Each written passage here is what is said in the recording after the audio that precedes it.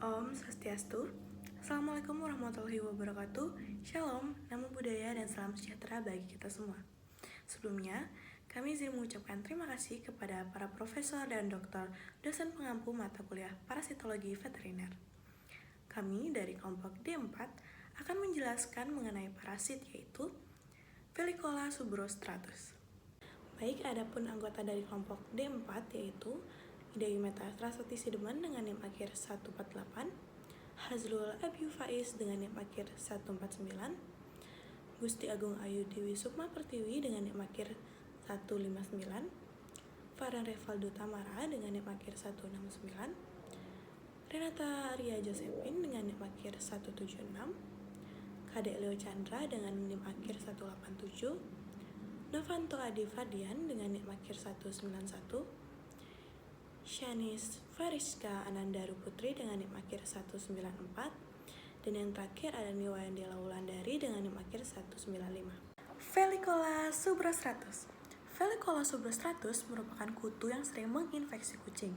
Mereka merupakan salah satu kutu penggigit. Memiliki taksonomi berupa yang pertama ada memiliki kingdom Animalia, kelas Insecta, ordo Pterapetra, subordo Malopaga, genus Felicola subrostratus, dan spesies Subrostratus malopaga. Baik, untuk selanjutnya adalah morfologi. Morfologi Felicola subrotatus yang dikenal sebagai kutu kunyah kucing memiliki ciri morfologi yang khas. Kutu ini memiliki bentuk tubuh yang datar dan memanjang, dengan kepala yang lebih lebar daripada toraks dan bentuk anterior yang segitiga. Mulutnya disesuaikan untuk mengunyah, yang merupakan ciri khas dari kutu ini. Felicola subrotatus umumnya berwarna kuning pucat hingga coklat muda, yang membantunya berbaur dengan bulu inangnya. Kutu ini memiliki ukuran yang kecil dengan panjang sekitar 1-2 mm dan mempunyai kaki yang berkembang baik dengan cakar sehingga memungkinkan kutu ini untuk menggenggam bulu inangnya dengan efektif dan efisien. Selanjutnya yaitu struktur dan fungsi. Felicola subrostratus termasuk ke dalam Malofaga atau chewing lice yang memiliki rahang besar dan juga kepala lebar sehingga dapat melekat pada bulu inangnya. Kutu ini ditandai dengan kepala berbentuk segitiga yang meruncing ke arah depan serta terdapat 3 pasang tungkai yang pendek. Pada kutu pengunyah atau penggigit cenderung memiliki bagian kabut atau kepala yang cukup besar dibandingkan ukuran toraksnya. Bisa dilihat pada gambar di samping, untuk bagian anterior kepalanya sendiri itu cenderung lebih tumpul. Nah, untuk strukturnya sendiri itu terdiri atas kaput atau kepala, kemudian ada bagian toraks dan juga bagian abdomen. Pada bagian kepala sendiri terdiri atas antena yang berfungsi sebagai organ sensorik yang berfungsi untuk mendeteksi inang atau maupun lingkungan sekitarnya. Kemudian terdapat alat mulut yang memiliki mandibula yang bergerigi yang berfungsi untuk menggigit maupun mengunyah kulit, bulu, ataupun rambut inangnya. Karena pada bagian mulutnya itu cenderung kuat dan cukup tajam. Selanjutnya masuk ke bagian toraks. Bagian toraks sendiri terdiri atas 3 pasang kaki, yaitu 3 pada bagian kanan dan 3 pada bagian kiri, yang berfungsi untuk bergerak di antara bulu-bulu inangnya dan juga menempel erat pada tubuh inangnya. Kemudian pada bagian abdomen sendiri itu terdiri atas sistem pencernaan dan juga organ reproduksi. Nah, untuk organ reproduksi sendiri itu tentunya berfungsi untuk menghasilkan telur dan juga untuk berkembang biak. Di sini saya akan menjelaskan mengenai morfologi telur Felicola subrostratus, di mana kutu betina meletakkan telur yang berwarna keputihan di pangkal rambut inangnya. Telur ini memiliki lubang tetap panjang 1 mm dan menempel pada rambut inangnya sering bertumbuhnya rambut. Telur kutu menetas dalam waktu sekitar 6 hari dan menghasilkan larva yang tampak seperti kutu dewasa, namun lebih kecil dan kurang mengalami sklerotinasi. Larva berganti kulit sebanyak 3 kali sebelum mencapai fase dewasa. Siklus hidupnya sekitar 3-4 minggu dan setiap betina mampu bertelur 300 butir dan hidup antara 6-8 minggu. Baik, di sini saya akan menjelaskan mengenai siklus hidup pada Folicola subrostratus. Jadi, siklus hidupnya ini, kutu mengalami metamorfosis yang tidak sempurna, mulai dari telur, nimfa insta pertama sampai ketiga, lalu dewasa. Jadi pada seluruh tahap perkembangannya secara umum ini berada pada inangnya. Lalu telurnya ini berukuran 1-2 mm, berbentuk oval, berwarna putih, dan pada beberapa jenis permukaan telur bercorak-corak dan dilengkapi dengan operkulum. Jadi telur kutu ini disebut nits, yang dilekatkan pada bulu atau rambut inangnya dengan semacam zat semen pada bagian ujung dasar telur. Jadi jumlah telur yang dihasilkan oleh seekor induk kutu bisa mencapai 10-300 butir selama hidupnya. Dan telur menetas menjadi nimfa atau kutu muda setelah 5-18 hari tergantung jenis kutu. Warna nimfa dan kutu dewasa ini keputih-putihan, dan semakin tua umurnya semakin gelap warnanya. Jadi kutu dewasa ini bisa hidup 10 hari hingga beberapa bulan. Seperti yang telah saya jelaskan tadi, jadi kutu betina ini akan meletakkan telur pada bulu kucing yang biasanya dekat dengan kulit. Lalu, telur ini akan menempel kuat pada bulu kucing berkat zat perekat yang dikeluarkan oleh kutu betina. Jadi telur ini akan menetas dalam beberapa hari tergantung pada suhu lingkungannya. Lalu setelah menetas dari telur, kutu ini akan memasuki tahap nimfa.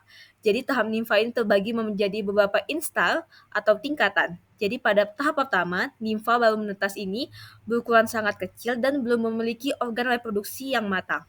Lalu pada nimfa instar kedua, nimfa ini mengalami pergantian kulit atau molting dan tumbuh menjadi lebih besar.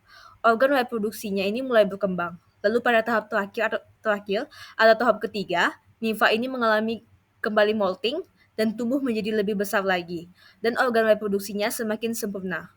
Lalu setelah melalui beberapa tahapan nimfa, kutu ini akan menjadi tahap dewasa, dan kutu dewasa ini memiliki ukuran yang lebih besar dan organ reproduksinya sudah matang.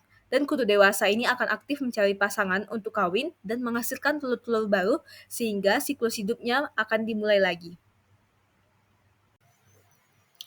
Baik, selanjutnya masuk ke hospes predileksi dari Felicola subrostratus. Felicola subrostratus adalah jenis kutu penggigit yang masuk ke dalam subordo Malopaga. Kutu ini hidup di kucing yang berusia tua dan memiliki rambut yang panjang, terutama terdapat pada kucing yang tidak terawat dan tinggal di kawasan yang kurang bersih. Kutu ini merupakan ektoparasit yang hidup di luar tubuh kucing dan dapat menyebabkan penyakit kulit serta menyebarkan penyakit menular. Secara umum, Felicola subrostratus cenderung menyukai tempat-tempat yang mudah dijangkau oleh cakar kucing untuk menggaruk, seperti di sekitar telinga, wajah, dan punggung atas. Contohnya bisa dilihat pada gambar di bawah ini. Ektoparasit tentunya berbeda dengan endoparasit, yang dimana ektoparasit menyerang tubuh inangnya dari luar. Penting untuk mengetahui cara hidup dari ektoparasit, yang dimana ektoparasit dapat bertahan hidup dengan cara menusuk, menggali, atau menempel pada tubuh inangnya, yang dapat menyebabkan ketidaknyamanan, penurunan berat badan, gangguan kondisi tubuh, penurunan produksi susu, serta iritasi pada kulit yang akhirnya dapat berlanjut menjadi ulerasi dan infeksi sekunder. Di Mesir telah ditemukan bahwa infeksi pinjal memiliki prevalensi tertinggi pada musim panas dan gugur. Sementara infeksi tungau lebih umum terjadi pada musim dingin. Hal ini memungkinkan berkaitan dengan siklus hidup ektoparasit yang lebih singkat di musim panas, karena suhunya lebih tinggi dan keberadaan inang yang mendukung gerakan serta kontak. Baik, kita akan masuk ke cara bereproduksi dari Felicola subrostratus. Felicola subrostratus umumnya melakukan reproduksi melalui perkawinan serta bertelur. Dalam proses ini terdapat 4 tahap, yakni yang pertama ada perkawinan, yang kedua penempatan telur, yang ketiga perkembangan telur, dan yang terakhir ada bentuk nimfa dan dewasa. Pada perkawinan, proses ini berlangsung di tubuh inangnya, di mana kutu jantan dewasa yang telah matang seksual akan mencari kutu betina untuk dikawinkan. Kutu jantan akan mengeluarkan sperma untuk dibuahi oleh kutu betina pada permukaan kulit dari inangnya. Lalu pada proses penempelan telur, kutu betina akan meletakkan telurnya pada bagian akar rambut, yakni pada bagian folikel rambut atau permukaan kulit tubuh inangnya. Kutu betina memproduksi banyak telur dalam satu perkawinan. Lalu pada tahap ketiga, yakni perkembangan telur, di mana membutuhkan lama waktu menetas yang umumnya berdurasi 5-10 hari, tergantung pada kondisi lingkungan dan suhu tubuh pada inangnya. Telur yang telah berada pada tubuh inang kemudian akan menetas dan menjadi nimfa ataupun larva. Lalu, pada tahap terakhir atau nimfa dan dewasa, larva akan berkembang menjadi nimfa yang terus mengalami perubahan kulit atau molting hingga mencapai tahap dewasa. Kemudian, siklus tersebut akan berulang lagi dari tahap awal di mana akan berulang ke tahap perkawinan, penempatan telur dan perkembangan telur hingga nimfa dan dewasa.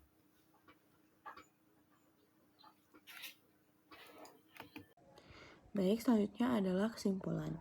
Felicola subrostratus adalah jenis kutu yang secara khusus menginfeksi kucing, dan morfologi kutu ini relatif pipih, beradaptasi untuk hidup di antara bulu kucing. Struktur dan fungsi tubuhnya dirancang untuk menempel kuat pada bulu inang, dengan cakar yang kuat dan bentuk tubuh yang aerodinamis. Telur Felicola subrostratus berbentuk oval, berwarna putih, dan biasanya diletakkan di dekat pangkal bulu.